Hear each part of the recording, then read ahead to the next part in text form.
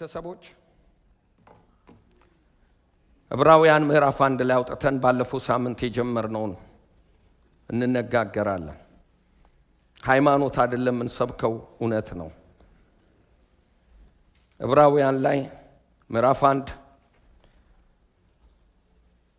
ኢየሱስ ላይ ትኩረት እናድርግ በሚል ርዕስ ጀምረናል። እግዚአብሔር ከጥንት ጀምሮ በተለያየ ጊዜና በልዩ ልዩ መንገድ በነቢያት በኩል ለአባቶቻችን ተናግሮ በዚህ መጨረሻ ዘመን ግን ሁሉን ወራሽ ባደረገውና ዓለምን በፈጠረበት በልጁ ለኛ ተናገረን። አዲሱ መደበኛ ትርጉም ነው ማነበው። እርሱ የእግዚአብሔር ክብር ነጸብራቅና የባህሪው ትክክለኛ ምሳሌ ሆኖ በኃያል ቃሉ ሁሉን ደግፎ ይዟል። የኃጢአት መንጻት ካስገኘ በኋላ በሰማያት ግርማው ቀኝ ተቀምጧል። ስለዚህ የወረሰው ስም ከመላእክት ስም እንደሚበልጥ ሁሉ እርሱም ከመላእክት እጅግ የላቀ ይሆናል።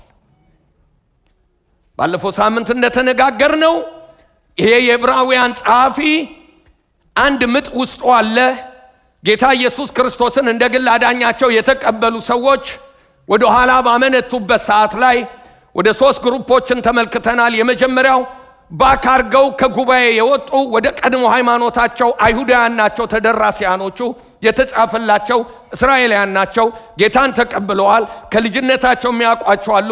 ፊታቸውን ወደ እነሱ አዙረው ከመሰባሰብን ትተዋል። ይህን መጽሐፉን ስታነቡ ታገኙታላችሁ። ሁለተኛዎቹ ደግሞ ፊዚካሊ ቸርች ውስጥ አሉ፣ ይሰበሰባሉ። ልባዊ ማንነታቸው ግን ተሸንፏል። ለክርስቶስ ያላቸው ቫልዩ፣ ለክርስቶስ ያላቸው ትኩረት ምን አድርገዋል ማለት ነው? የልብ መሸነፋል። ሰው በሁለት መንገድ ስፍራ ይለቃል ብያቸዋለሁ። አንደኛው ፊዚካሊ ከቸርች ሲወጣ ባካረገ ጠፋ እንላለን። ሁለተኛው ደግሞ ቤት ውስጥ ነው። ለጽድቅ ያለው ልቡ መንሸራተት ይጀምራል። ቫልዩ ያጣል። ለእግዚአብሔር ቤት ቫልዩ ያጣል።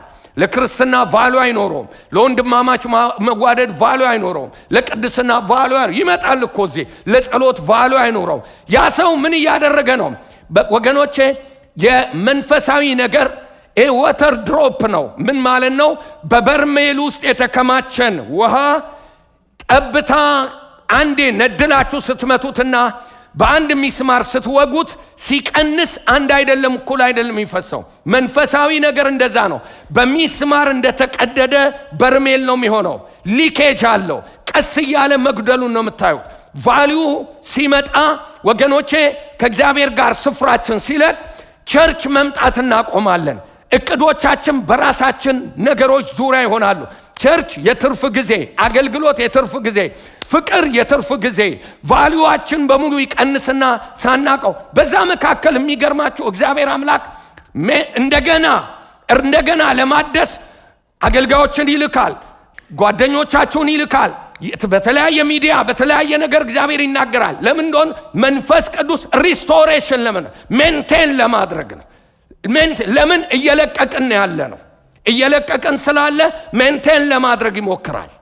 ያኔ አሜን ብሎ መቀበል በጣም ጥሩ ነገር ነው። የሚገርማቸው ነገር ሶስተኞቹ ግሩፖች ደግሞ ጸንተው የቆሙ ናቸው። ለምንድን ነው የሆነው ስትሉ ችግራቸው ውጫዊና ውስጣዊ ነው። አንደኛው ውስጣዊው በራሳቸው በአይሁዳውያን ነው። በአይሁዳውያን ምን ያደርጋሉ? ከማህበራዊ ኑሮ መገለል ጀመሩ፣ መናቅ ጀመሩ። የራሳቸው ቤተሰቦች ክርስትና ዋጋ ያስከፍላል ተባብለናል። ዋጋም ደግሞ ይከፍላል። እነኚህ ሰዎች ያንን ነገር ተውት። ሌላው ቄሳር የሚመለክበት ዘመን ስለነበረ በሚገርማቸው ሁኔታ ምንድን ነበር የተፈጠረው ስትሉ ቄሳር አምላክ እንደሆነ ስለሚመለክ ቄሳር አምላክ ነው ብለው የማያመልኩትን ምን ያደርጓቸው ነበረ? ይገሏቸው ነበር። እስር ቤት ይከቷቸው ነበረ። ቤታቸውን ንብረታቸውን ይዘርፉ ነበረ። ስለዚህ ይሞታሉ እያሉ ኤግዚት ያደርጉ ነበረ። እና ይሄ ጸሐፊ ጭንቅ ይዞታል ለመመለስ ትኩረታቸውን ለክርስቶስ ወደ ክርስቶስ ለማምጣት። ክርስቶስ ይበልጣል ነው ገዢ ሐሳቡ። የዕብራውያን ምንድን ነው ስትሉ ክርስቶስ እናንተ ከምታውቋቸው የብሉይ ኪዳን ሂሮ እነ አሮን እነ ሙሴ መላእክቶች የተለያዩትንም ይናገራል። ምንድን ነው የምናደርገው? እግዚአብሔር ቤተሰቦች ምንድን ነው የሚሆነው? ይሄንን ዓላማ ይዞ ነው ምን ያደረገው የተናገረው ማለት ነው። ስለዚህ ተመልከቱ ባለፈው ሳምንት የተነጋገርነው ክርስቶስን ሲያልቀው ሲጀምር ምንድነው ብሎ ያለው? እሱ የእግዚአብሔር ድምጽ ነው፣ የመጨረሻ ድምጽ ነው። እግዚአብሔር ከክርስቶስ ውጪ የመጨረሻ የተናገረበት ድምጽ ማን ነው ብለናል? ክርስቶስ ነው ብለናል። ሁለተኛው እርሱ የእግዚአብሔር ወራሽ ነው ብለናል። ሁሉን ነው የወረሰው፣ ያልወረሰው ምንም ነገር የለም ተባብለን ተነጋግረናል። እሱ የክብሩ ሶስተኛ፣ እርሱ የክብሩ ነጸብራቅ ነው ብለን ተነጋግረናል። ምን ማለት ነው? አብን ያላየ ኢየሱስን በማየት እሱን ለመግለጥ የመጣ የመጨረሻ የአብ ፒክቸር ነው፣ እውነተኛ አምላክ ነው ብለን ተነጋግረናል። ሶስተኛው አራተኛው እርሱ የሁሉ ነገር ፈጣሪ ወራሽ ብቻ አይደለም። መጀመሪያ በፍጥረት ክስተት ውስጥ ከአብ ከወልድ ከመንፈስ ቅዱስ ከአንድ አምላክ እኩል ተሳትፎ ነበረው። ሁሉ የተፈጠረው በማን ነው ብለናል? በክርስቶስ ኢየሱስ ነው ብለን ተነጋግረናል። ዕብራውያን ምዕራፍ 1 ላይ ነው እየተነጋገረን ያለ ነው። ዛሬ ደግሞ እንቀጥላለን። ምን እንደሚል ቁጥር 3 ላይ እናንብብና እንቀጥላለን። ተመልከቱ ምን እንደሚል። በጣም ይገርማል። እሱ የእግዚአብሔር ድምጽ ነው፣ እሱ የእግዚአብሔር ወራሽ ነው፣ እርሱ የክብሩ ነጸብራቅ ነው፣ የእግዚአብሔር ክብር ነው፣ እርሱ የሁሉ ነገር ፈጣሪ ነው ይልና እንደዚህ ይላል። ቁጥር 3 ላይ አነቧል። እርሱ የእግዚአብሔር ክብር ነጸብራቅና የባህሪው ትክክለኛ ምሳሌ ሆኖ በኃይሉ ቃል ሁሉን ደግፎ ይዟል። መፍጠር ብቻ አይደለም፣ ፈጠረ ይለንና ፍጥረታትን ፈጠረ ይለንና እንደ አንድ ፍልስፍና ወገኖቼ፣ አንዳንድ ፍልስፍናዎች ምን ይላሉ? እግዚአብሔር ወይም አምላክ ምን አደረገ? ዓለምን ፈጠረና እንደ ሰዓት ሞልቷት ለቋታል። ስለዚህ በራሷ ዑደት ውስጥ ነው የምትሄደው። ስለዚህ የሚሆነው ሁኔታ ምንም የሚቀየር አይደለም፣ ኦልሬዲ የተሞላ ጉዳይ ነው። ስለዚህ ምንም የምትቀይረው ነገር የለም። ይሄ አስተሳሰብ ወደ ቤተ ክርስቲያን ገብቶ ነበር አንድ ጊዜ ኢትዮጵያ ውስጥ። ስለዚህ ምን ይሏቸዋል? ጸለይክ አልጸለይክ የምትቀይረው ነገር የለም። ቀይረ ጸለየ የምታመጣው መንፈሳዊ የሚመስል ዲሞኒክ ነው፣ ከጸሎት የሚያነሳ ሪሌሽን ባይዘወይ። ጸሎት በዚሁ አጋጣሚ ለመናገር ጸሎት የመለመኛ መድረክ አይደለም። ጸሎት ሪሌሽንሽፕ ነው። ከሪሌሽንሽፕ ሲጀምር ነው ጤናማ። አያችሁ፣ እግዚአብሔር የፈለገው የለማኝ ሴታፕ አድርጎ የሄደው የለማኝና የተለማኝ ቢሮ አይደለም፣ የልጅና አባት ቢሮ ነው። ደሙ የከፈለው አምላክ የመጣበት ጉዳይ መጀመሪያ እግዚአብሔር ፌሎሺፕን መገንባት ነው፣ የልጅና አባት ግንኙነት ነው።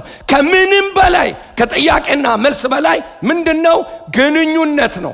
አንዳንድ ጊዜ ሃይማኖቶች ምንድነው መሰላችሁ? ሃይማኖቶች እግዚአብሔር የሆነ ቢሮ አለው፣ ቢሮ ተቀምጧል፣ በጣም ባለጠጋ ነው፣ ሀብታም ነው። በቃ በዙሪያው መላእክቶች አሉ። ህዝብ ይመጣና በምድር ላይ ያኛው አምጣ ሲል ይሰጠው፣ ያኛው ልቀቅልኝ ሲል አይሰጠው እያለ መልስ ሰጪ ብቻ ነው የሚያደርጉት። አከፋፋይ፣ የንብረት አከፋፋይ፣ የፕሮፐርቲ ሰጪ ብለው ቁጭ ያደርጉታል በዙፋን። ኖ እግዚአብሔር የሰው ልጅ ዋጋ የከፈለበት ምክንያት ከሰው ልጅ ጋር ኢንቲሜሲ ይፈልጋል፣ ፌሎሺፕ ይፈልጋል፣ ህብረት ይፈልጋል። ያ ነው የባሪያና የጌታ ጉዳይ፣ የለማኝና የተለማኝ ጉዳይ አይደለም። ምን ያደረገው? ሴታፕ ያደረገው የልጅና የአባት ጉዳይ ነው። ስለዚህ እንደዚህ አይነት አመለካከቶች አሉ። ለመንክ አልለመንክ፣ ጸለይክ አልጸለይክ ምንም የምትፈጥረው ነገር የለም ይላሉ። ይሄ በፍጹም ስጋዊና አጋንንታዊ አስተሳሰብ ነው። መጽሐፍ ቅዱስ አይደግፈውም የእግዚአብሔር ቤተሰቦች። ስለዚህ ምንድነው ያደረገው? እግዚአብሔር ፈጠረና ፍጥረትን ደግፎ ያዘ። ይሄ አቶም ወገኖቼ ዓለማት ዑደታቸውን ጠብቀው እንዲሄዱ የሚያደርጋቸው የእግዚአብሔር ድጋፍ ነው። ኢየሱስ ጌታ ነው። በቃሉ ደግፎ ይዟቸዋል። ዓላማቸውን ይዘው እንዲሄዱ ዩኒቨርስ ራሱን ጠብቆ እንዲሄድ የእግዚአብሔር ቤተሰቦች ያ በሱ መፈጠር ብቻ አይደለም፣ በሱ ተጽዕኖ ስር ናቸው ያሉት፣ በሱ ቁጥጥር ስር ናቸው ያሉት። ፈጥሮ የተወ ዓለም የለም፣ ፈጥሮ የረሳው ዓለም የለውም። እግዚአብሔር ጣልቃ ይገባል፣ እግዚአብሔር ደግፎ ይይዛል። እርሱ ሁሉን ነገር አንድ ላይ አያይዟል። ዓለማት መዋራቸውን ጠብቀው ለእርሱ ክብር የተፈጠሩበትን ዓላማ ለማሳካት በእርሱ ድጋፍ ስራቸውን ያከናውናሉ። አቶም በትክክለኛው ምህዋር ላይ እንዲንቀሳቀስ የሚያደርገው ወገኖቼ እርሱ ነው። ሁሉ እሱ ሁሉንም ነገር በማያቋርጥ ሁኔታ ይዞታል። በቃሉ ኢየሱስ ያድናል። ምን አይነት ሶቨርኒ ጋድ እንደሆነ ተመልከቱ። ይሄ ጌታ ኢየሱስ ያድናል ወገኖቼ። ይህን ፈርስ እሱ ባይደግፈው ኖሮ ተበታትኖ ይፈርስ ነበር።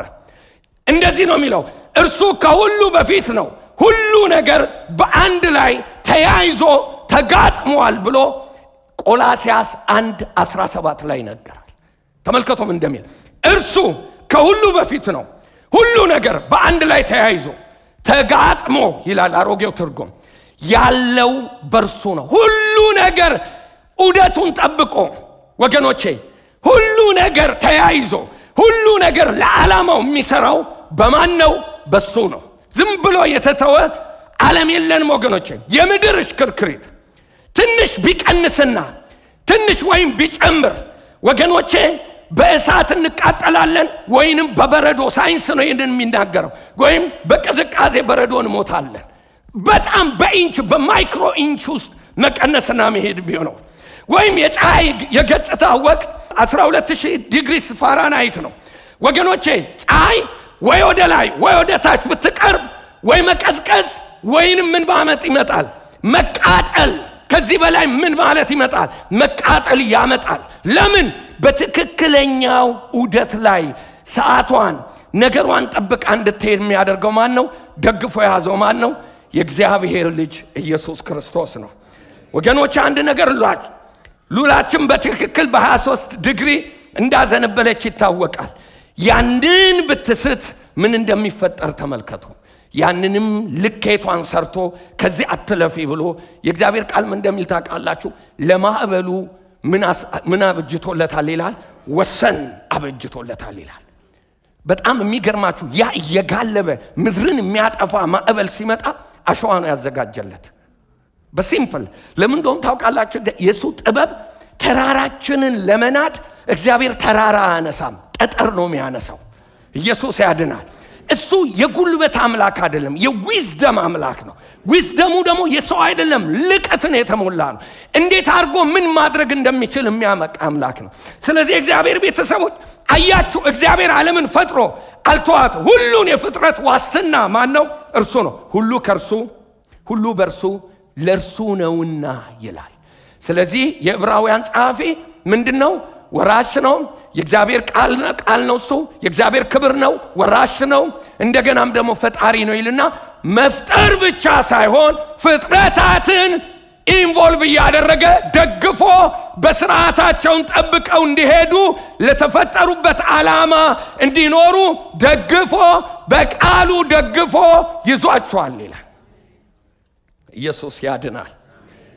በጣም የሚገርመው ነገር የእግዚአብሔር ቤተሰቦች ከዛ እናንብብ፣ ምን እንደሚል እናንብብ እስቲ።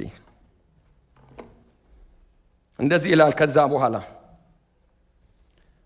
ስለዚህ እርሱ የእግዚአብሔር ክብር ነጸብራቅ የባህሪው ትክክለኛ ምሳሌ ሆኖ በኃይሉ ቃል ሁሉን ደግፎ የኃጢአት መንጻት። አምስተኛው ነገር የሚናገረው ደግሞ ምንድን ነው? ኃጢአታችንን ምን አድርጓል ነው የሚለው። በራሱ ጊዜ የእግዚአብሔር ቤተሰቦች በራሱ ጊዜ ተገዶ አይደለም።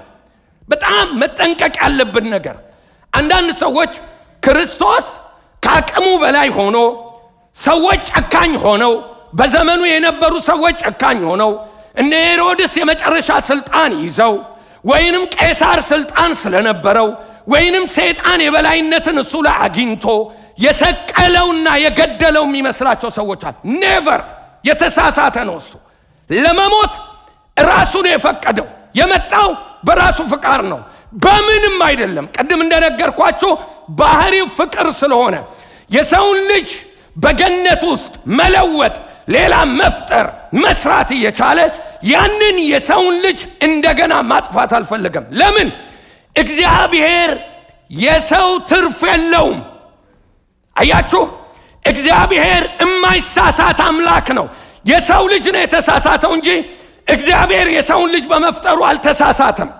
እኛ ወረቀት ስንቀድ ዲሌት ስናደርግ ወረቀቱ አይደለም የተሳሳተው፣ ኮምፒውተሩ አይደለም የተሳሳተው፣ እኛ ነን። እግዚአብሔር አምላክ ያንን ዲሌት ያላደረገበት፣ ሰው ያልቀየረበት፣ ሌላ ያልፈጠረበት ምክንያት የማይሳሳት አምላክ ነው። ስለዚህ ምን ያደርጋል? ሪኑዋል የሆነ ዝግጅትን አዘጋጅቷል። ያ የሞተውን ከሱ የተባረረውን ከሱ የጠፋውን ሰው ሞቶ የትኛውን ዋጋ ቢያስከፍልም እሱን ከሰማያት ሰማያት ቢያስመጣውም ምን አድርጓል? ተመልከቱ፣ መጥቶ ያንን ሰው አድኖታል። ስለዚህ ለኃጢአታችን በራሱ ነው የሞተው እንጂ በምንም ግዳጅ አይደለም። ጌታ ኢየሱስ ተሸንፎ አይደለም። የእግዚአብሔር ቤተሰቦች በራሱ ከሰማያት ሰማይ መጣ፣ ባሪያ ሆነ፣ ለሰው ልጆች በፍቃዱ ራሱን አሳልፎ ሰጠ። የእግዚአብሔር ቃል እንደዚህ ነው የሚለው። ዮሐንስ ወንጌል ምዕራፍ 10 ቁጥር 17 ልብ ብላችሁ ስሙኝ። ነፍሴን ደግሞ አነሳት ዘንድ አኖራለሁና ስለዚህ አብ ይወደኛል፣ እኔ በፍቃዴ አኖራታለሁ እንጂ ከኔ ማንም አይወስዳትም። አያችሁ፣ ግዳጅ የለበትም። ኢየሱስ ለመሞት ማንም ኢቭን አባቱ አላስገደደውም። በራሱ ኢኒሺዬቲቭ ነው፣ ተስማምተው ነው። የሥላሴ ምክር ነው። ተልኮ ከሥላሴ ማህበር ነው። ተመልከቱ የእግዚአብሔር ቤት ለምን? ምክንያት ምንድን ነው? ፍቅር። ማንን? ሰውን፣ ኃጢአተኛውን ሰው። አዎ እሱን ምን ብሎ ወዶ አፍቅሮ ማንነቱ ስለሆነ አንተንና እኔን ለማዳን። በጣም የሚገርመኝ ተመልከቱ፣ እግዚአብሔር ትክክለኛ ሰው ማን እንዳለ አላውቅም። ቢሊ ግራሃም ይበሉ ሌሎች ይበሉ፣ አንዳንድ ጊዜ ከሰሚ የምንሰማው ኢንፎርሜሽን እንትን ይላል። ግን whoever ማንም ይሁን በምድር ላይ ሁሉ ጸድቆ እኔ ኃጢአተኛ በሆን ክርስቶስ ለኔ ይሞታል ያሉ ሰዎች አሉ፣ ያሉ የእግዚአብሔር ሰው አለ። ምንድነው ኤቪደንሱ ስትሉ፣ ፕሮሚስ የተገባው አዳም ከወለደ በኋላ አይደለም። ፕሮሚስ የተገባው የደህንነት ፕሮሚስ የተገባው ገነት ውስጥ አዳምና ሔዋን ባሉበት ብቻ ነው። ስለዚህ የሰው ትርፍ የለውም። እግዚአብሔር እኛን ሳያይ፣ እኛ ሳንመጣ፣ እኛ ሳንፈጠር ለሰው ልጅ ፕላን ነበረው። ስለዚህ ኤቭሪ ሲንግል ፐርሰን እግዚአብሔር አምላክ የሆነ መንደሩ ሲመጣ አንድ ላይ አደራፍሶ አይደለም ያመጣን። ስፔሲፊክ ወደ ራሳችን ማንም እንሁን ማንም ሰው በአባቱ ጽድቅ ወደ ጌታ የመጣ የለም። በእናቱ በአያቶቹ ሃይማኖትና ጽድቅ አባቴና አያቶቼ እንደዚህ ናቸው። መቼም የእንደሱን ጸሎት ሰምቶ ሊሰማ ይችላል። ግን የሚገርም ነገር ከነሱ በላይ ዋራንቲ የሚሆን ምንድን ነው ስትል፣ በእግዚአብሔር የተወደድክ ሰው ነህ። ሃሌሉያ። ብዙ ተጸልዮላቸው እምቢ ብለው ወደ ገሃነም የተሸኙአለ። የኔ ወንድም እግዚአብሔር ስለወደደህ ብቻ ምርጫው ስላደረገ ካንተ ጋር ለመኖር ልጅ ለማድረግ ላንተ ለመሞት ብቻህን ብትሆን ወንድሜ ሌላ ባይኖር አንተ ወደ ገሃነም የምትገባ ከሆነ የሚከፈለው ከገሃነም ለመዳን ነፍስ ከሆነ ጌታ ኢየሱስ በገዛ ፍቃዱ መጥቶ ላንተ ሞቶ ሊያድን የሚችል የፍቅር ልብ አለው። ለምን? አንተ ትርፍ ልጁ አይደለህም። የነፍስ ትርፍ የለውም። የነፍስ ሀብታም፣ የነፍስ ድሃ፣ የነፍስ የተማረ፣ የነፍስ ያልተማረ፣ የነፍስ ነጭ፣ የነፍስ ጥቁር፣ የነፍስ ኦሮሞ፣ የነፍስ አማራ፣ የነፍስ ትግሬ የለውም። አይታወቅም በእግዚአብሔር መዝገበ ቃላት ውስጥ። ነፍስ ናት። ቫልዩዋ ምንድን ነው? የክርስቶስ ደም ነው። የእግዚአብሔር ቤተሰቦች፣ ስለዚህ ስለ መስቀል ስናስብ፣ ስለ ክርስቶስ ስናስብ ብቻውን መጥቶ እንዳዳነህ በግልህ አንተን ስለወደደህ አይገርምህም? አባት ድኖ ልጅ የሞተበት ቤት በጣም ብዙ ነው። ሚስት ድና ሌላው የሞተበት ብዙ ነው። አንተ ጋር ስፔሲፊክ ሲመጣ ልጅ ጋር፣ ሚስት ጋር ቤትህን ሲያድን እመን፣ አንተና ቤተሰብ ትድናለህ። የመዳን ፕሮባቢሊቲ ይጨምራል እንጂ አንተ ስለ ዳንክ አይደለም ሌላውን ያዳንከው። ቤትህን የማዳን ፕሮባቢሊቲ በጣም ይጨምራል። ግን እግዚአብሔር ለእያንዳንዱ ሲንግል ፐርሰን የደም ጠብታ ከፍሏል። እርሱም እንደዚያ ሊቀ ካህናት ተመልከቱ፣ እንደዚህ ይላል፣ እኔ በፍቃዴ አኖራታለሁ እንጂ ከእኔ ማንም አይወስዳትም። ላኖራት ስልጣን አለኝ፣ ደግሞ ላነሳት ስልጣን አለኝ። ይችን ትእዛዝ ከአባቴ ተቀበልኩ። ኢየሱስ ያድናል። እርሱም እንደዚያ ሊቃነ ካህናት አስቀድሞ ስለ ራሱ ኃጢአት በኋላ ስለ ሕዝቡ ኃጢአት ዕለት ዕለት መስዋዕትን ሊያቀርብ አያስፈልገውም። ራሱን ባቀረበ ጊዜ ይህን አንድ ጊዜ ፈጽሞታል። የብሉይ ኪዳን ነቢያቶች በጣም የሚገርማችሁ ነገር በምድር ድንኳን ላይ ሙሴ እንዲሰራ በመቅደስ ውስጥ መቅደስ እንዲሰራ ባዘዘው ሰዓት ላይ ቅዱሰ ቅዱሳን አደባባይ ቅዱሰ ቅዱሳን የሚባል አለ። በየአደባባዩ ላይ መደረግ የሚገባው አለ። ቅድስት ላይ ከጊዜ አንጻር አልናገረውም። እንደገና ቅዱሰ ቅዱሳን የሚገባ ቦታ አለ። ሊቀ ካህን በዓመት አንድ ጊዜ ልብ በሉና ስሙኝ፣ በየጊዜው የኃጢአት መስዋዕት ይደረጋል። ኢን ሚሊየንስ ዛሬ እኔ እመጣለሁ ኃጢአት ሰርቻለሁ እለዋለሁ። ካህኑ ከዛ በኋላ እግዚአብሔርና እኔን ለማስታረቅ እጄን በበጉ ላይ ጥሩ ብር ካለኝ በግ ይዤ እመጣለሁ። ድሃ ከሆንኩኝ ዋኖስ ይዤ እመጣለሁ። የኔን ኃጢአት ጭናለሁ። ኃጢአቴ ወደ በጉ ይሄዳል። በእኔ ፋንታ በጉ ይታረዳል። ነገም ደግሞ ሰው ነኝ እሰራለሁ፣ ደግሞ ይዤ እመጣለሁ። እማያባራ መታረድ መጨፍጨፍ እማያባራ ለምን? በስራ ላይ ናቸው። በዓመት አንድ ጊዜ ሊቀ ካህኑ ይገባል። ሊቀ ካህኑ ስለ ራሱና ተመልከቱ፣ ስለ ራሱ ራሱ ፕሪስት የተባለው የተመረጠው በሽቶ የተቀባው አሮን ራሱ የተመረጠው የተቀባ የተባለው ስለ ራሱና ስለ ሕዝቡ። የሚገርማችሁ ነገር ምን እንደሆነ ታውቃላችሁ? ቅዱሰ ቅዱሳኑ ላይ ታቦቱ የእግዚአብሔር ሕልውና ያለበት ቦታ ነው። የእግዚአብሔር ሕልውና ጋር ኃጢአት ሰርቶ መግባት አይችልም። ስለዚህ ምንድነው የሚያደርገው? ልብሱ ተክለ አለባበሱ በጣም የተመረጠ ነው። በጥበበኛ የተሰራ ነው። መጨረሻ ላይ ምን ይደረግለታል? እንደ ቃጭል ይደረግለታል። ከዛ ገመድ ይታሰራል። ያ ሊቀ ካህን ይዞ ይገባል ደሙን ስለ ሕዝቡና ስለ ራሱ። ለምንድነው ገመዱ የሚሆነው? ምናልባት ኃጢአት ከሰራ ይሞታል፣ ይቀሰፋል። ለምን? የእግዚአብሔር ሕልውና ባለበት ስለሆነ። ተመልከቱ። ስለዚህ ምንድነው? ማንም ሰው ምን አይለውም፣ አገብቶ አስወጣውም። በገመዱ ነው የሚጎተተው። መኖርና ለመኖሩ የሚታወቀው ሲሄድ ቅጭል ይላል። አይ በሕይወት አለ ይባላል። ተመልከቱ። በዛ አይነት ድርጊት ውስጥ ነው ወደ ቅዱሰ ቅዱሳን ሁልጊዜ ጌታ ኢየሱስ ክርስቶስ ሲመጣ ግን ስለ ራሱ ኃጢአት ንጹህ ስለሆነ ኃጢአት የሌለበት ንጹህ ስለሆነ ለአንዴና ለመጨረሻ ጊዜ ሃሌሉያ። የእግዚአብሔር ቤተሰቦች የበግና የፍየሉ የዋኖሱ ደም ስር ነቀል የኃጢአት ለውጥ አመጣም። ኃጢአትን ይሸፍናል እንጂ ኃጢአትን አያስወግድም። ኃጢአትን ይሸፍናል እንጂ የኃጢአትን የማስወገድ ድካም አለበት። ለምን? አብሶሉት የሆነው ንጹህ ጌታ ንጹህ መስዋዕት ይፈልጋል። ያ ዩኒቨርስን የሚያስተዳድር አምላክ ተበድሏል። ስለተበደለ እሱን የሚመጥን መስዋዕት ያስፈልጋል። እሱን የሚመጥን መስዋዕት ደግሞ መልአክ ጋር የለም፣ ቅዱሳን ጋር የለም። ወገኖቼ ማንም ሰው መልአክ እንኳን ስንፍና ያጠቃቸዋል ይላል መጽሐፍ ቅዱስ። መልአክን እንኳን ኃጢአት እንዳለባቸው ድካም እንዳለባቸው ይናገራል። ተመልከቱ። ምን ማለት ነው? ከእግዚአብሔር ግሎሪፋይ የሆነ ማንነት የተነሳ መላእክት እንኳን አይመጥኑትም። በደለኛ ናቸው እያለ አይደለም ወገኖቼ፣ እንዳንሳሳት። ግሎሪፋይ የሆነ እግዚአብሔር፣ ክብር የተሞላ እግዚአብሔር መላእክት የሚመጥኑትን እሱን የሚመጥን ነገር ማቅረብ አይችሉም። ስለዚህ ማን መምጣት አለበት? አንድ ልጁ። ሃሌሉያ! አንድ ልጁ ፈቃደኛው ነው። የሚመጥን ደም ይዞ አምላክ ሰው መሆን ነበረበት። ያ ጌታ መጣ።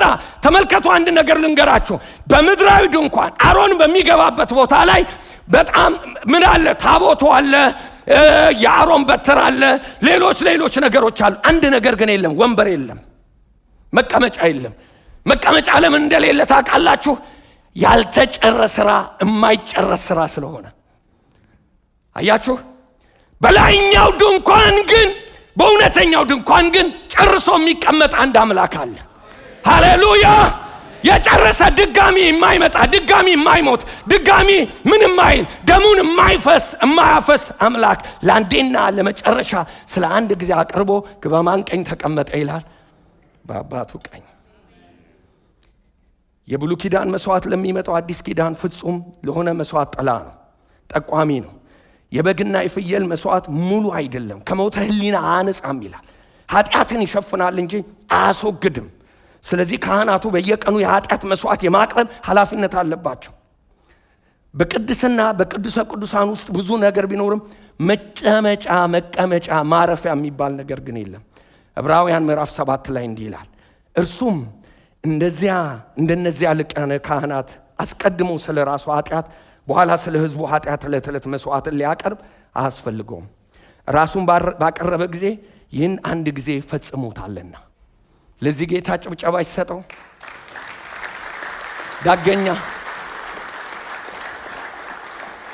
ዳግመኛ የማይሰቀል አምላክ የእግዚአብሔር ቤተሰቦች፣ ይህ እኮ አሜዚንግ ነው።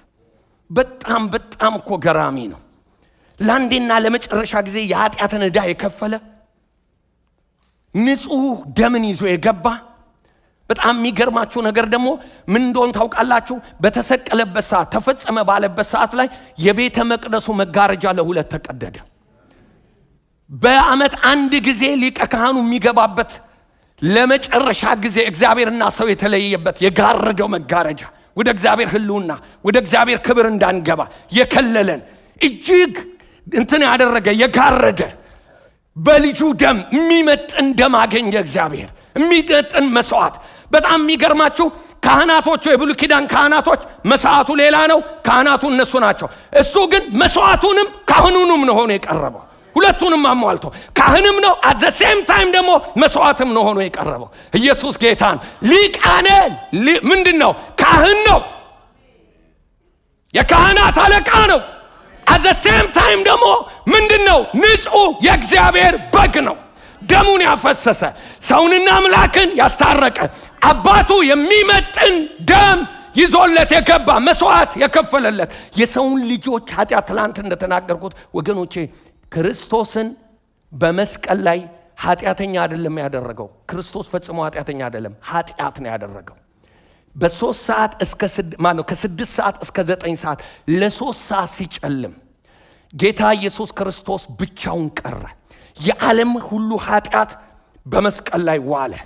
እግዚአብሔር ሲመለከት ልጁ ላይ ኃጢአት ተመለከተ። የማን ኃጢአት? የዓለም ሁሉ ሕዝብ ኃጢአት። እግዚአብሔር ተወው። በዛ ጨለማ ሆኖ አምላኬ ለምን ተውከኝ አለ። ለምን? እግዚአብሔር ቅዱስ ስለሆነ ኃጢአት ማየት አይፈልግም። ፊቱን አዞረበት። ለመጀመሪያ ጊዜ አባቱ ተሰቃየ።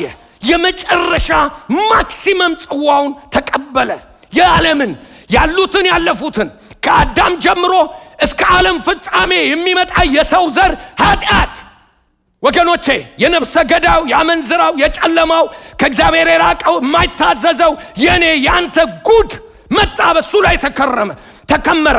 እግዚአብሔር ኃጢአትን ለአንዴና ለመጨረሻ ጊዜ በቁጣው ተቆጣ። የተቆጣ እግዚአብሔር ምን አደረገ? ልጁ ላይ ቁጣውን አሳረፈ። ከዛ በኋላ እኛን ነፃ አወጣን። ለዚህ ጌታ እልልታና ጭብጨባ።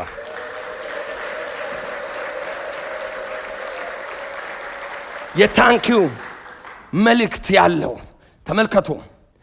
የመጣው የእግዚአብሔር የመጨረሻ ድምፅ ሆኖ ነው። ልብ በሉ። የመጣው የእግዚአብሔር የመጨረሻ ወራሽ ሆኖ ነው የመጣው። የዕብራውያን ጸሐፊ የሚናገረን የመጨረሻ የእግዚአብሔር ክብር ነጸብራቅ ሆኖ ነው የመጣው። ወገኖቼ የሁሉ ፈጣሪ ሆኖ ነው የመጣው። ዓለምን ደግፎ ለመያዝ ነው የመጣው። መስዋዕት ሆኖ ልጆችን ምን ለማድረግ ነው? ለማዳን ነው። ተመልከቱ። 6ኛ በግርማው ቀኝ ተቀመጠ። ለምን? ስለጨረሰ። ተፈጸመ ባለበት ሰዓት ላይ የእግዚአብሔር ተልኮ የሰጠው ተልኮ ሚሽን አኮምፕሊሽድ።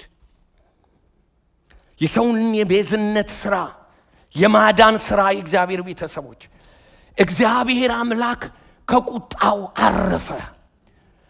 መስዋዕት አገኘ። ኃጢአትን ቀጣ። የተቆጣ እግዚአብሔር አረፈ። በልጁ እግዚአብሔርና ሰው ታረቀ። የእግዚአብሔር ቤተሰቦች ሌላ ጫፍ ላይ ሌላ ቅድስና፣ ሌላ ማንነት፣ ሌላ ክብር የነበረው እግዚአብሔር እታች የወደቀ የሞተ የተጣለ የተቅበዘበዘን ሰው መካከለኛ ሆኖ በደሙ መስዋዕት አድርጎ እግዚአብሔርንና ሰውን በመስቀል ላይ አስታርቆ አኮምፕሊሽድ ሲያደርግ የእግዚአብሔር ልጅ ጌታ ኢየሱስ እንደዚህ አለ፣ ተፈጸመ። የኔ ነገር ተፈጸመ፣ ተፈጸመ፣ አበቃ፣ ተጠናቀቀ። ሌላ በደል ኩነኔ የለም፣ ሌላ ሞት የለም፣ ሌላ ውርደት የለም። ዛሬ የምናከብረው ትንሣኤ ወገኖቼ የድል ሕይወት፣ ከእግዚአብሔር ጋር የመነሳት፣ ከክርስቶስ ጋር የመነሳት፣ በአባቱ ቀኝ የመቀመጥ የድል ክርስትናችን መልሕቅ ያደረገው ፒላር የሆነው በምን ላይ ነው መሰላችሁ? በትንሣኤ ላይ። የእግዚአብሔር ቤተሰቦች ብዙ ሃይማኖቶች ክርስቶስ እንደሞተ ይነግሯችኋል፣ እንደተነሳ ግን ሊነግሯችሁ አይደፍሯቸውም። ትንሣኤ በዕለቱ በነበሩት ሃይማኖተኞች እንኳን ሊደበቅ ምን ተብሎ ነበር? ተሞክሮ ነበር። የእግዚአብሔር ቃል ተመልከቱ። ሐዋርያት ሥራ ምዕራፍ 1 ላይ ጌታ ኢየሱስ ክርስቶስ ተነስቶ ቀጥታ መሄድ ይችል ነበር። በየዕለቱ 40 ቀን ሙሉ በብዙ ማስረጃ በምልክት ምን ይላቸው ነበረ? ያገኛቸው ነበር፣ አብሯቸው ነበረ። ለምን እንደሆነ ታውቃላችሁ? ያ ቃል ትንሣኤ ላይ ክህደት እንደሚመጣ። ስለዚህ ማስረጃ አብሯቸው ይበላ ነበር። የተወጋው እጁን ያሳያቸው ነበር፣ እሱ እንደሆነ ያረጋግጥላቸው ነበር። ተአምራትን ያሳያቸው ነበር። ለዚህ ነው እነ ጳውሎስ እነ ዮሐንስ እንደዚህ አሉ፣ አይተነዋል፣ ዳሰነዋል፣ ነክተነዋል። እኛ የተጨበጠ ነው የምናመልከው፣ ወደ እሱ ነው የምንጠራው። እሱ ተነስቷል፣ እሱ ሕያው ነው። ሃሌሉያ፣ ሃሌሉያ። የተነሳ ጌታ አለ። መቃብር ያልያዘው፣ ሞት ያልያዘው አረጋግጦልናል። ማንም ቢሸፍነው እሱ የሕይወታችን ራስ ነው። ኢየሱስ ተነስቷል፣ ኢየሱስ ተነስቷል፣ ኢየሱስ ተነስቷል፣ ኢየሱስ ተነስቷል፣ ኢየሱስ ተነስቷል። ክርስትና እዚህ ላይ ነው የቆመው። ለዚህ ነው አንደኛ ቆሮንቶስ ምዕራፍ 15 ላይ የእግዚአብሔር ቤት ክርስቶስ ካልተነሳ እኛ እምነታችን ከንቱ ነዋ፣ ዋጋ የለንማ። የእግዚአብሔር ምስክር ሰጪ ውሸተኛ ምስክር ሰጪዎች ሆነናላ።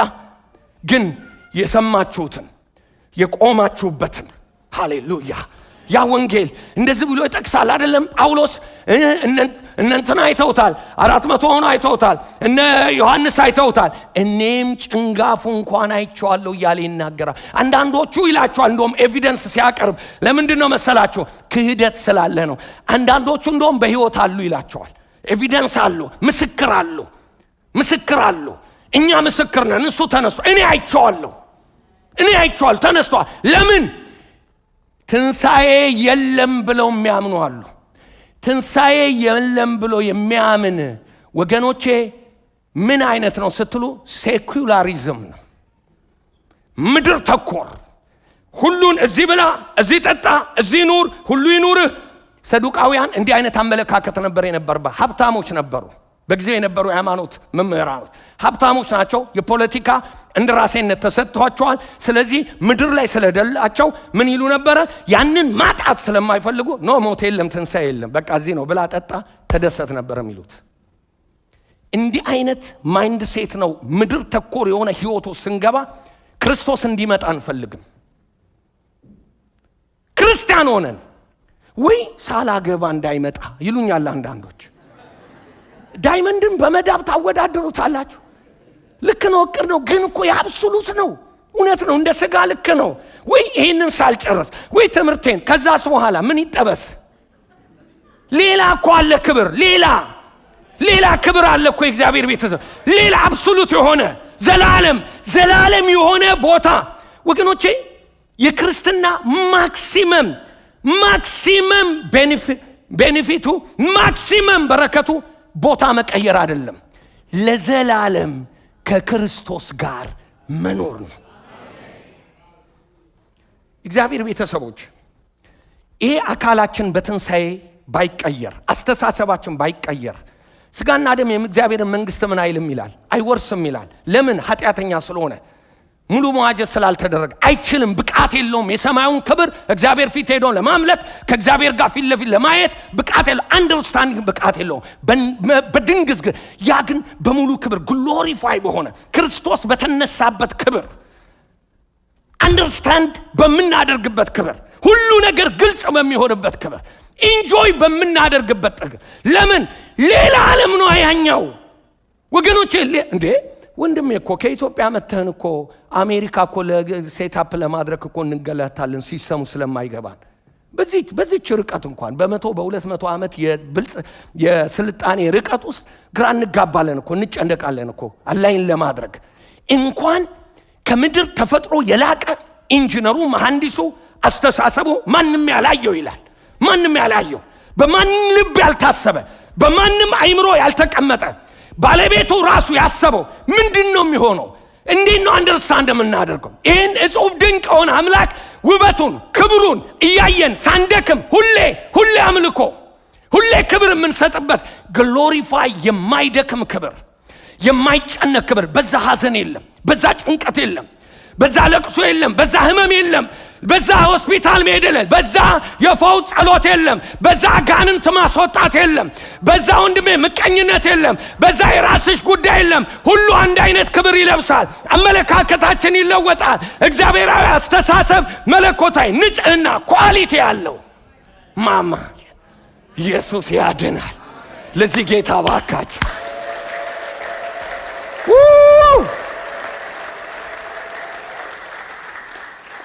ወንድሜ እንደዚህ ነው የሚለው፣ በግርማው ቀኝ ተቀመጠ። ማንን ይዞ? እኔንና አንተን ይዞ። በግርማው ቀኝ ተቀመጠ ማለት የፖዚሽን ጉዳይ እንጂ የዳይሬክሽን ወይም የሎኬሽን ጉዳይ አይደለም ወገኖቼ። ቀኝ ኃይል ነው። 4 መሰረታዊ ነገር ቶሎ ነግራችሁና ጨርሳለሁ። በግርማው ቀኝ ተቀመጠ ማለት ምን እንደሆነ የእግዚአብሔር ቤተሰቦች ዮና ሌፍትና በቀደም ማነው ዘውድ ዜድ ሲናገር ነበረ። ሌፍትና ራይት ጉዳይ አይደለም፣ በግራና በቀኝ። ቀኝ ኃይል ነው፣ ቀኝ ስልጣን ነው። ተመልከቱ፣ ቀኝ ክብር ነው። ስለዚህ በግርና ቀኝ በሰማያዊው ስፍራ ከክርስቶስ ጋር በቀኙ ምን አለን ነው የሚለው። ክርስቶስ ድል አድርጎ ብቻውን አይደለም የተቀመጠው። ማንን ይዞ ተቀምጧል? ቤተ ክርስቲያንን ከምንም በላይ ከፍ አድርጎ አልቋት በደሙ ዋጅቷት። ልብ በሉና ስሙን ቀድሙ ልንገራችሁ። በፊት ሊቀ ካህኑ ብቻ የሚገባበት መጋረጃ ከስር አይደለም የተቀደደው፣ ከላይ ነው የተቀደደው። የሚገርማችሁ ነገር እኔ እንዲህ ብዬ አሰብኩኝ። አንዳንድ ሰባኪዎችም ሲሰብኩ ሰምቻለሁኝ። ከስር ቢቀደር ኖሮ የሆነ ሰው ነው የተረተረው ተብሎ እንትና። በጣም መጋረጃውን ስታዩት ወፍራም ነው፣ ድርብ ነው። እንዳይቀደር ተደርጎ በስነ ስርዓት ነው የተሰፋው። የሚገርማችሁ ነገር ከላይ የተቀደደበት ምክንያት ማንም ረጅም ነው፣ ማንም ከማይደርስበት ራሱ እግዚአብሔር ባለቤቱ። ለምን? ከፋች እሱ ስለሆነ። አዲስ ኪዳን ከፋች፣ በደሙ የተመረቀ የእግዚአብሔር ህልውና። ድሮ በምን ነበር የምንሄደው? በሰው በኩል ካህኑ ነበር። አሁንስ ክርስቶስ ምን አደረገ? ይዞን ገባ። ወዴት? ወደ ህልውናው። መግባት ብቻ አይደለም፣ በአባቱ ቀኝ ያስቀመጠን። ግንኙነቱ የባሪያና የጌታ አይደለም ወገኖቼ፣ የለማኝና የተለማኝ አይደለም። ግንኙነቱ የአባትና ልጅ ነው። ኢንቲሜሲው በጣም ቅርብ ነው። በጣም ግንኙነት ፊት ለፊት እግዚአብሔርን የማናገር ስልጣን ተሰጠን። ወደ ቅዱሰ ቅዱሳን ወደ ህልውናው እግዚአብሔር ወዳለበት የመግባት ምን ተሰጠን? ስልጣን።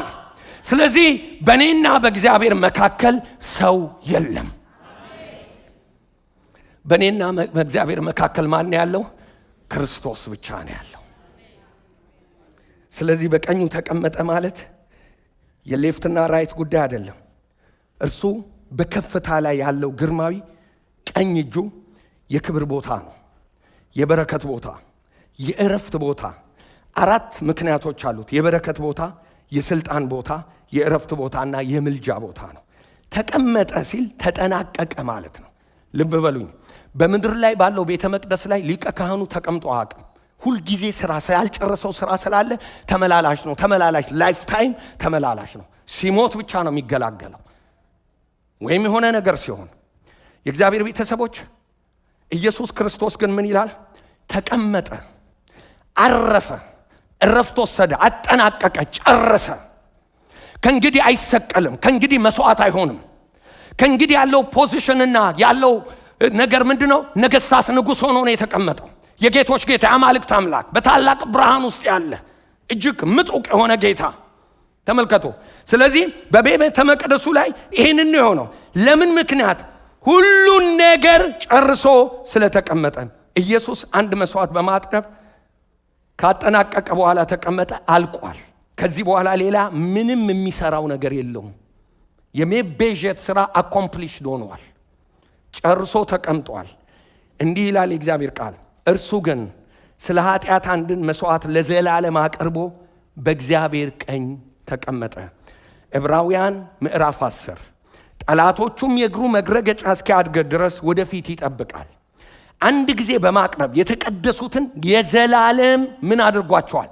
ፍጹማን አድርጓቸዋል። የአንድ ጊዜ አይደለም፣ የዘላለም። አንድ ጊዜ ደሙን በማቅረብ የዘላለም ፍጹማን አድርጎናል። ለዚህ ነው ጸድቀናል፣ ኩነኔ የለብንም የምንለው። በእኛ ጽድቅ፣ በእኛ ኩነኔ አይደለም። በማን ጽድቅ ነው?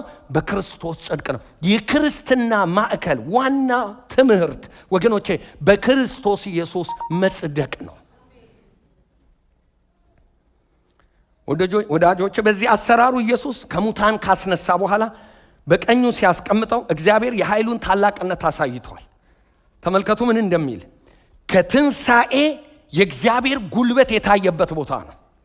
ክርስቶስ ከሙታን ሲያስነሳው ካለቅነት፣ ከስልጣንም፣ ከኃይልም፣ ከጌትነትም ሁሉ በላይና በዚህ ዓለም ብቻ ሳይሆን ነገር ግን ሊመጣ ባለው ዓለም ደግሞ ከሚጠራው ስም ሁሉ በላይ በሰማይ ስፍራ በቀኙ ሲያስቀምጠው በክርስቶስ ባደረገው ሥራ የብርታቱን ጉልበት አሳይቷል። ኤፌሶን ላይ ነው የሚናገረው። ማንን ሲያስነሳው? ክርስቶስን ሲያስነሳው። አባቱ። ለምን? ክርስቶስ የዓለምን ኃጢአት ተሸክሞ ሞቷል፣ በሦስተኛው ቀን ተነስቷል። ክብር ለኢየሱስ ይሁን። ሁሉን ከእግሩ በታች አስገዛለት፣ ከሁሉ በላይ ራስ እንዲሆን ለቤተ ክርስቲያን ሰጠው። ሰሞኑን ስንማር ነበር ስለ ኤፌሶን። እርሷም አካሉና ሁሉ በሁሉ የሚሞላ የእርሱ ሙላቱ ናት። ስለዚህ ይህ የእግዚአብሔር ነው። ለምን? ቀኝ እጅ ስለተሰጠው። ወገኖቼ ቀኝ እጁን እግዚአብሔር ሰጥቶታል። የኃይል ምልክቱን፣ በትረ መንግስቱን ኢየሱስ ተረክቧል። ከሰይጣን አይደለም፣ የሰው አይደለም። በትረ መንግስት ዓለምን የማስተዳደር ኪንግ ኦፍ ኪንግ፣ ሎርድ ኦፍ ሎርድ የሆነ ዘላለማዊ አምላክ፣ ወደ ጎን ማየት የማይችል ወደ ላይ ቀና ብሎ የሚያየው የሌለ፣ የሚጠይቀው የሌለ፣ የሚያብራራለት አማካሪ ጎኑ ላይ የሌለ፣ ሁሉን ወደ ታች የሚመለከት አብሶሉት የሆነ ባለቤት የመጨረሻውን በትረ ስልጣን ይዞ ጨብጦ ተቀምጧል በዙፋኑ ላይ። ክብር ለኢየሱስ ይሁን። በመጀመሪያ ወገኖቼ ተቀመጠ በቀኙ ሲል የመጀመሪያው ነገር ምንድነው? ከብሯል። ቀኝ የመክበር ቦታ ነው። የመጨረሻውን ቦታ የመጎናጸፍ፣ የመሾም፣ የመውረስ ያ ቦታው ነው ወገኖቼ። ስለዚህ ምንድነው ያደረገው? ፊልጵስዩስ ላይ እንዲህ ይላል ምዕራፍ 2 እግዚአብሔር ያለ ልክ ከፍ ከፍ አደረገው፣ ከስም ሁሉ በላይ ያለውን ስም ምን በለው? ምን አለው? ሰጠው። እግዚአብሔር መቼ? ከትንሣኤ በኋላ። ፊልጵስዩስ ምዕራፍ 2 ምን ይላል? እንደ መቀማት ሳይቆጥር ራሱን ባዶ አድርጎ፣ ተመልከቱ፣ ያውም እንደ ሰው ተገኝቶ፣ ያውም የመስቀል ሞት ሞቶ ባሪያ ሆኖ ይልና ነገር ግን ያለ ልክ ከፍ ከፍ አለ። ያለ ልክ የወረደው ኢየሱስ ያለ ልክ ከፍ ከፍ አለ። የመጨረሻውን ክብር ቦታ አገኘ። ክብር ስለሚገባው የእግዚአብሔር ቤተሰቦች ቦታው በቀኙ ተቀመጠ ማለት ልብ በሉ፣ በሰማይም በምድርም በሚመጣው ዓለምም በአሁኑም ዓለም በየትኛውም ዓለም ማንም ሊቀበለው የማይችለውን ክብር ተቀብሎ አሁን በሰማይ አለ በግርማው። ወገኖቼ አንድ ነገር ልንገራችሁ። ጌታ ኢየሱስ ክርስቶስ ከእንግዲህ ወዲያ ቤዛ ሊሆን አይደለም የሚመጣው። ጌታ ኢየሱስ ክርስቶስ ይመጣል። ወደ ኢየሩሳሌም ሲመጣ ትላንት ስነግራችሁ እንደነበረው ስንማር እንደነበረው ትሁት ሆኖ በአህያ ውርንጭላ ነው የመጣው። ትሁት ሆኖ ለማዳን ሲሰደብ ነበረ፣ ሲወገር ነበረ። ለዛ ዓላማ ስለመጣ ነው። አሁን ግን አይደለም። ራእይ ላይ ምን ይላል? በነጭ ፈረስ ተቀምጦ ይላል። አሁን በዘመናት የሸመገለው ጌታ በነገስታት ንጉሥ የጌቶች ጌታ ሆኖ አክሊሉን ደርቦ ወገኖቼ በአባቱ ቀኝ ተቀምጦ ቤቱን ምን ያደርጋል? ዓለማትን ሁሉ በክብር ምን ይላል? ያስተዳድራል። ስለዚህ የኢየሱስ ክርስቶስ የመጨረሻ ማዕረግ ላይ ስልጣን ላይ ተቀምጦ በክብር ተሹሟል። ይህን ልብ በሉ። ሁለተኛው የገዥነት ቦታ ነው። ማክበር ሌላ ነው፣ መግዛት ሌላ ነው። ቦታ መውረስ የመጨረሻውን ቦታ መያዝ ሌላ ነው። እንደገና በዛ ፈንክሽን ማድረግ ደግሞ ሌላ ነው። በምድር ስጦታ ላይ ሰዎችን አፖይንት ስታደርጉ ወደ ዙፋን ስታመጡ ሰዎች ቦታውን አይከለክሏቸውም፣ ፈንክሽኑን ግን ይነጥቋቸዋል፣ ስልጣኑን ግን ይነጥቋቸዋል። አይደለም እንዴ? አንዳንድ ፖፔት የሆኑ ሰዎችን በጓዳ ውስጥ እናወራ የለ እንዴ? እንትና እኮ እንደዚህ እኮ ነው፣ ዋናው እኮ የሚጠመዛው ኢንቪዚብል ሃንድ አለ፣ እንትና እኮ ነው ይባል የለ እንዴ? ቦታውን እኮ አፖይንት አድርጓቸዋል እኮ። ቦታ ግን እንግዳ ተቀባይ ናቸው እነሱ። ከጀርባ ማኑፕሌት የሚያደርግ የሚጠመዝዝ አለ። እንደዛ አይነት አይደለም። ኢየሱስ ክርስቶስ ወደ ስልጣን ሲመጣ ቦታው ላይ ቁጭ ሲል ሙሉ ለሙሉ ፈንክሽን በማድረግ ነው። ኢየሱስ ያድናል። ሌላ የሚያስተዳድር የለም፣ ሌላ የሚያዘው የለም፣ ሌላ የሚያስጨንቀው የለም። ወገኖቼ ሁሉ ተሰጥቶታል፣ በስልጣን ላይ ነው ያለው። እንዲህ ነው የሚለው። ተመልከቱ ምን እንደሚል የገዥነት ቦታ ላይ እርሱ እንደዚያ እርሱም መላእክትን ስልጣናትን አንደኛ ጴጥሮስ ምዕራፍ 3 ላይ አንደኛ ጴጥሮስ ምዕራፍ 3 ቁጥር 22 እርሱም መላእክትንና ስልጣናትን ኃይላትም ከተገዙለት በኋላ ወደ ሰማይ ሄዶ በእግዚአብሔር ቀኝ ተቀመጠ። ነገ ይገዙለታል አይደል? አሁን ተገዝተውለታል። ከመቼ? ከትንሣኤ በኋላ የመጨረሻ ሙላት የሚደርስበት አባቱ የሚያስረክብበት ጊዜ አለ። በሰውነት ስራው ፍጹም ሰው ፍጹም አምላክ ስለሆነ እሱ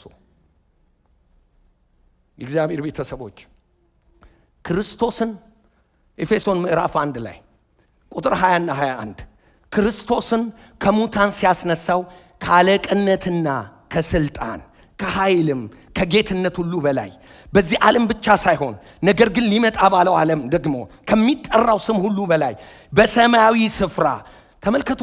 በሚጠራው ዓለም ገና የሚመጣ ዓለም አለ። አብሶሉት የሆነ ዓለም። እዛም ላይ ምንድን ነው? ገዢ ነው፣ ፈንክሽን። መንግስተ ሰማይም ያለሱ ፈንክሽን አይሆንም። ምድርም ላይም አሁን ያለሱ ፈንክሽን አይሆንም። የሁሉ ስልጣን የተሰጠው ቁልፉ ምንድን ነው ያለው? ቁልፉ በማን እጅ ነው ያለው? ቁልፉ በእኔ እጅ ነው፣ በሰይጣን እጅ አይደለም። ወገኖች ቁልፉ በነገስታቱ ንጉስ በጌቶች ጌታ እኔ ከፍታለሁ ነው ያለው አይደለም? ማንም ምንም ይል የለም፣ የሚዘጋ የለም። አያችሁ ስልጣን እኔ እዘጋለሁ፣ ደግሞ ማንም ምን አይልም፣ አይከፍትም። አለቀ። አብሶሉት የመጨረሻው ኪ እግዚአብሔር ለልጁ አስረክቦታል። ለምን? ድል በመንሳት ንጹህ መስዋዕት ሆኖ የአባቱን ፍቃድ አብሶሉት አድርጎ ልቡን ደስ አሰኘ። ለዚህ ነው ብዙ ጊዜ የምነግራችሁ እግዚአብሔር የሰው ሂሮ የለውም። የእግዚአብሔር ቤተሰቦች እሳት ከሰማይ ለምን አታወርድም? እንደው በጣም በጣም ጾመች ጸልየሽ በቃ አንቺ የተለየሽ ሰው ብትኝ አይገርምሽም? የትኛውንም አይነት ቅባትና አገልግሎት ይኑር፣ ሐዋርያውን፣ ነቢያውን፣ ፓስተሩን፣ ወንጌላዊውን፣ ቢሾፑን ወይንም ሜጀር ምናምን እያልክ ራስን የትም ቦታ አድርሰው በጣም ይገርማል። የዛሬ 2000 ዓመት እግዚአብሔር ላይሰማ ማንንም አንደኛ ላያደርግ የሾመው ጌታ አለ። ማን ነው ስትሉ የናዝሬቱ ኢየሱስ የጌቶቹ ጌታ የአማልክቱ አምላክ እሱ ነው። እሱ ነው። እሱ ነው። እሱ ነው። እሱ ነው። ሃሌሉያ! ሃሌሉያ! ሃሌሉያ! ቁልፍ በእጁ ነው። የእግዚአብሔር ቤተሰቦች እነ ጴጥሮስ በክብር ተራራ ላይ ዮሐንስም ጴጥሮስን ያዕቆብን ይዟቸው ሄደ። ስለ ሙሴ ስለ ኤልያስ ከሕፃንነታቸው ጀምሮ ሰምተዋል። አይምሯቸው ውስጥ ጀግኖች ናቸው ለነሱ። በጣም አይገርማችሁም? ከዛ በኋላ ተራራ ላይ ሙሴንና ኤልያስን ሲያዩ ሌሎች ጓደኞቻቸውን ተዉና 3 ድንኳን እንስራ እዚህ ቦታ ላይ አሉ። የሚገርሙ ቃሉ ምን እንደሚል ታውቃላችሁ? የሚሉትን አያውቁም ነበር ይላል። ደመና ጋረዳቸው፣ ድምፅ መጣ፣ በእርሱ ደስ የሚለኝ። አያችሁ አባትየው ልዩነት ሲሰራ። ሙሴን ታውቃለህ፣ ኤልያስን ታውቃለህ። ባህር ከፍሏል፣ ውሃን ወደ ደም ለውጧል። ሙሴ ብዙ ነገር አድርጓል። ኤልያስ ሰማይን ከፍቷል፣ እሳት አውርዷል፣ ብዙ ነገር አድርጓል። ኖ ሞር እነሱ ጥላ ናቸው። አሁን ልጄ ነው እሱን ስሙት አለ። አሁንም አከብረው እሱ ነው። የልቤን ቦታ ያዘ እሱ ነው። ቁልፉንም እሰጠው ለሱ ነው። እሱ መሰማት አለበት አለ።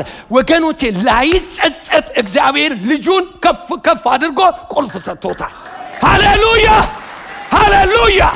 ላይጸጸት፣ ላይቀማው፣ ላይወስድበት የቤተ ክርስቲያን ራስ አድርጎ ፈላጭ ቆራጭ ማን ነው? የቤተ ክርስቲያን ባል ማን ነው? ክርስቶስ። ፓስተሩ አይደለም፣ ሽማግሌው አይደለም፣ ነቢዩ አይደለም፣ ሐዋርያው አይደለም። የቤተ ክርስቲያን በደሙ የገዛት ዋጋ የከፈለላት አባቱ ያስረከበው ለእኛ አይደለም፣ ለእሱ ነው ያስረከበው። እኛ ባለአደራዎች ነን። ነገ እንጠየቃለን። ምን እንዳደረግን እያንዳንዳችን እንጠየቃለን። የእግዚአብሔር ቤተሰቦች፣ የቤተ ክርስቲያን ባለቤት፣ የቤተ ክርስቲያን ባል ፓስተሩ አይደለም፣ ሽማግሌዎች አይደሉም፣ ሰዎች አይደሉም፣ ጌታ ኢየሱስ ክርስቶስ ይባላል። ለዚህ ጌታ አሜን አሜን። ምንም እንሁን ምንም እናደርግ we are nothing ወገኖቼ። ክርስቶስን የሚሸፍን ዲመን እኔ ነኝ የሚል ስፓትላይት የሚፈልግ አልነካ የሚል ቴሪቶሪ የሚሰራ ከኔ በላይ ዘማሪ፣ ከኔ በላይ ትንቢት ተናጋሪ፣ ከኔ በላይ ሰባኪ፣ ከኔ ላይ አዋቂ፣ ከኔ ላይ የተማረ፣ ከኔ በላይ ቆብ ጭነን ወገኖቼ እግዚአብሔር ይምታው። ሲምፕሊሲቲ ክርስቶስን በማላቅ መኖር። ለዚህ ነው ቅድም ቤተ ክርስቲያን ውስጥ መታችሁ መብታችሁን አትጠይቁ ብዬ በድፍረት የነገርኳችሁ። መብት የሚጠየቅበት ቦታ አይደለም ያልኳችሁ። እናንተ የክርስቶስ ስላልሆናችሁ ነው። ማን ነው? እናንተ የራሳችሁ ስላልሆናችሁ ነው፣ የክርስቶስ ስለሆናችሁ ነው። ባለሙሉ መብት ተሟጋች ማንም ምንም ቢሰራ ባለቤቱ፣ ቀጪው፣ ፈራጁ፣ ጀጅመንቱ አንተ አይደለህም። በሙሴ ወንበር ላይ መቀመጥ የለብህም። የተቀመጠ ጌታ አለ፣ እያንዳንዱ እንደ ልኩ የሚሰጥ። ተጠንቀቅ። ቤተ ክርስቲያን ከነውበቷ ከነድካሟ የክርስቶስ ናት። እንዳትነካ፣ እንዳትተች፣ መርገም ቤት ላይ አታምጣ፣ ስተትን አትቁጠር፣ አትሰብስብ። ወንድሜ በመንቀፍ ምንም አታመጣም። ክርስቶስ አለ። ጸልይ። የደከሙ አሉ፣ ጸልይ። የኔ እህት በማወዳደር አንዳንድ ጊዜ እብደት አለ። ምን አይነት እብደት እንዳለ ታውቃላችሁ? ከንትና እሻላለሁ በሚል ስሜት ሌላውን አንደርማይን ማድረግ። ተረጋጉ የእግዚአብሔር ቤተሰቦች። ይህ በክርስቶስ ደም የተዋጀ ህዝብ ነው። ክርስቶስ የሞተለት ክቡር ህዝብ ነው። ከነድካሙ ክቡር ነው ወገኖቼ። ያነሷል፣ የወደቀ ይነሳል፣ የደከመ ይበረታል። የእግዚአብሔር ቤተሰቦች የእግዚአብሔርን ህዝብ እንደማገልገል ከባድ የለም። በህይወቴ ዘመን በእውነት ነው ምላችሁ፣ ይህ ህዝብ ተራ ህዝብ አይደለም። ይህ ህዝብ ወገኖቼ ልኬቱ የተማረው ትምህርት የሚለብሰው ልብስ አይደለም። የዚህ ህዝብ ልኬት፣ የእግዚአብሔር ህዝብ ልኬት ወገኖቼ ወሰኑ ምንም እንሁን ማንም እንሁን ወገኖቼ የዚህ ህዝብ ዋጋ በክርስቶስ ደም ነው የተዋጀው። ኢየሱስ ነው ይህንን ህዝብ ዋጀው። ድካሙን የሚረዳ እሱ፣ በደሉን የሚረዳ ቢደክም የሚያበረታው፣ ኃጢአት ቢሰራ የሚያነጻው ባለቤት አለው። ለባለቤቱ መስጠት ነው ያለብን።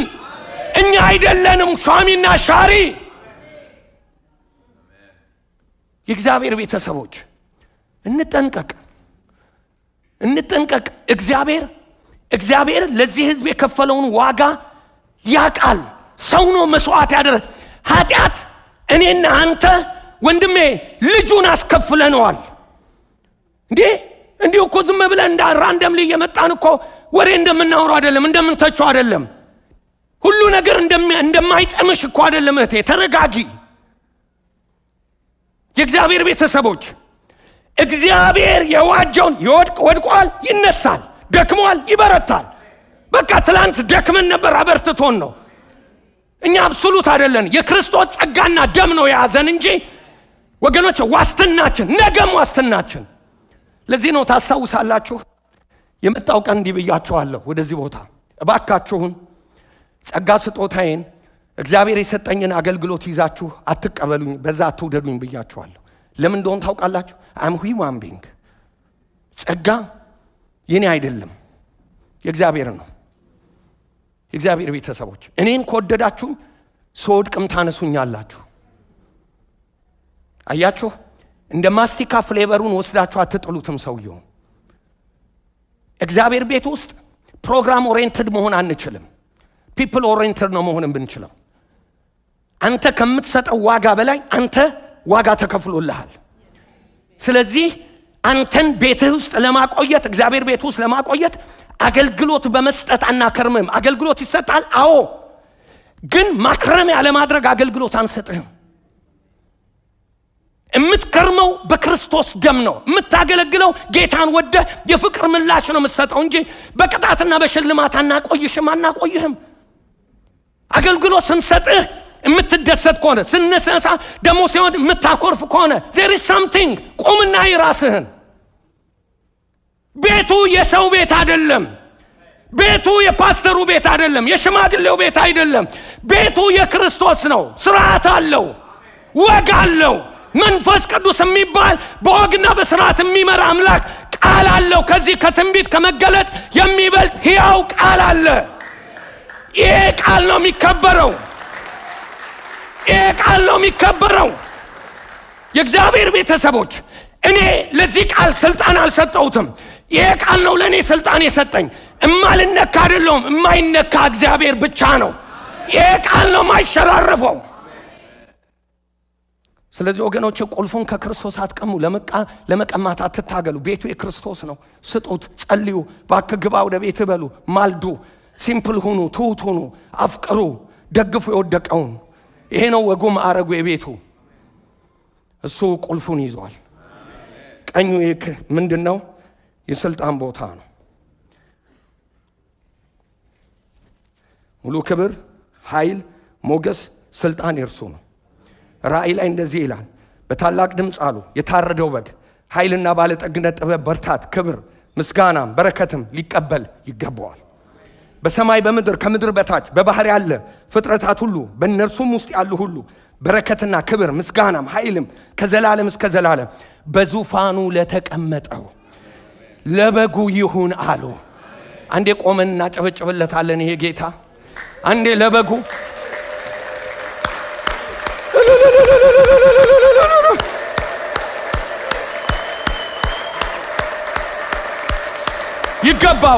ይገባዋል። እሱ ሊልቅ፣ እሱ ሊቀመጥ፣ እኛ ቆመን ልናጎበድድለት፣ ልናከብረው፣ ከፍ ልናረግለት፣ ልንሰማው ይገባዋል። የታረደው በግ ይገባዋል። ሃሌሉያ።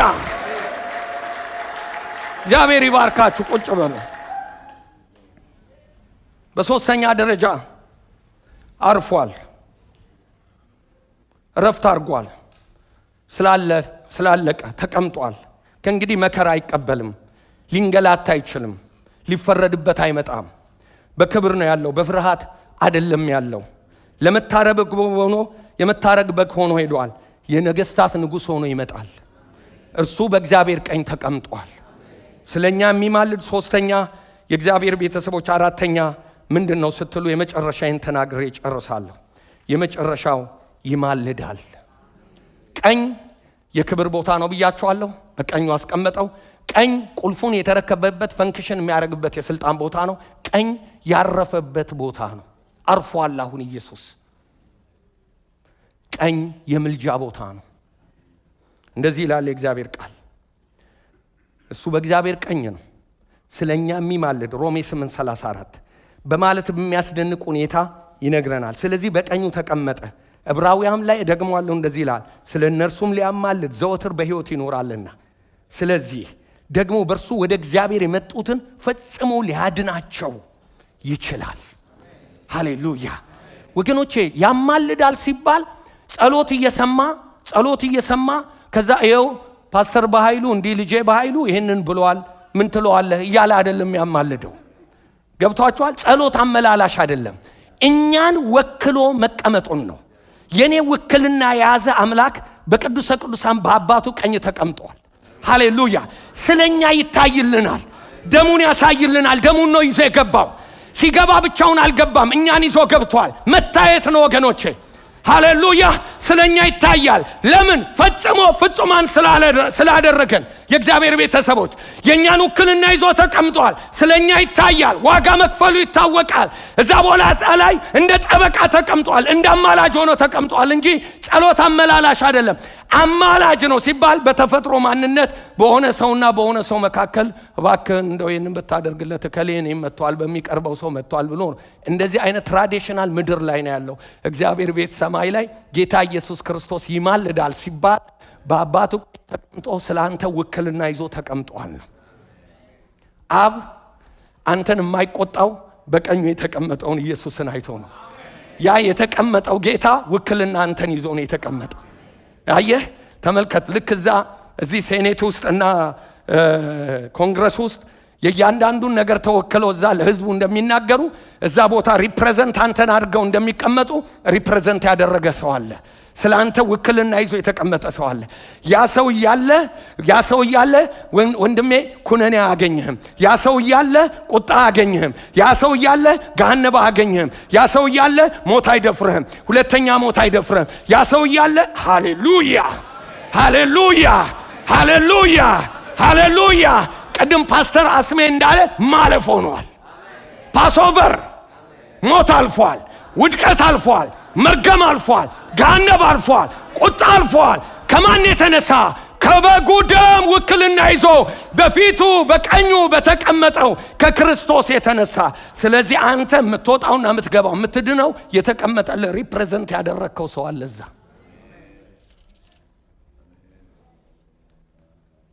ተመልከቱ፣ እሱ ሊቀ ካህን ነው። ለአንዴና ለመጨረሻ ጊዜ መስዋዕት ሆኖ የገዛ ደሙን ይዞ ወደ እግዚአብሔር ዙፋን በቀኙ አማካኝነት ገብቷል። ቤተ መቅደሱ መጋረጃ ለአንዴና ለመጨረሻ ጊዜ ተቀጥቷል። እርሱ መካከለኛ ነው፣ ለኛ ይታይልናል። እኔንና አንቺን ወከለ። እኛን የሆነውን በሰማይ እኔን የሚመስል በሰማይ አንተን የሚመስል በሰማይ አንቺን የሚመስል በሰማይ እግዚአብሔር ወልድ የሚባል እንደኔና እንዳንቺ ሰው የሆነ ፍጹም ሰው ፍጹም አምላክ የሆነ አምላክነቱን ወክሎ ሰውነቱን አንተን ወክሎ በአምላክና በሰው መካከል ቁጭ ብሎ ስለኔ ይታያል። ቁጣ እንዳይመጣብኝ ስለኔ እጁን ያሳያል። ልጄ ነው ይላል። ዋጋ ከፍዬለታለሁ። ኦልሬዲ ፔይድ ይላል። ተከፍሏል ይላል። ከሳሽ ይመጣና ሲከስ ምን ይላል? ኦልሬዲ ፔይድ፣ ተከፍሎለታል፣ ተከፍሎልሻል፣ ተከፍሎልሃል በሉና ተረጋጋ በሉት እስቲ።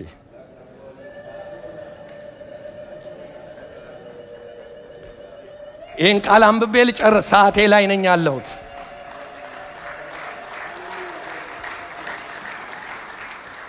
እንደዚህ ይላል ሁለተኛ ቆሮንቶስ ምዕራፍ 5 ላይ ስለዚህ ማንም በክርስቶስ ቢሆን አዲስ ፍጥረት ነው፣ አሮጌው ነገር አልፏል፣ እነሆ ሁሉ ምን ሆኗል? አዲስ ሆኗል። ነገር ግን የሆነው በክርስቶስ ከራሱ ጋር ካስታረቀን የማስታረቅ አገልግሎት ከሰጠን ከእግዚአብሔር ነው። ኢየሱስ ያድናል። ማንም በክርስቶስ ቢሆን ምንድነው? ማንም በክርስቶስ ቢሆን ምንድነው? አሮጌው አልፏል፣ እነሆ ሁሉ አዲስ ሆኗል። አዲስ ያደረገው ማን ነው? ክርስቶስ ነው። በሌላ ዛሬ ትንሣኤ ማለት ሁሉ የተጠናቀቀበት አዲስ ፍጥረት የሆንበት አሮጌው የተቀበረበት አዲሱ ሰው የተነሳበት በአባቱ ቀኝ ሆኖ የሚማልድ አምላክ ያለበት ነው። ለዚህ ጌታ እልልታ እንሰጣለን። ሃሌሉያ።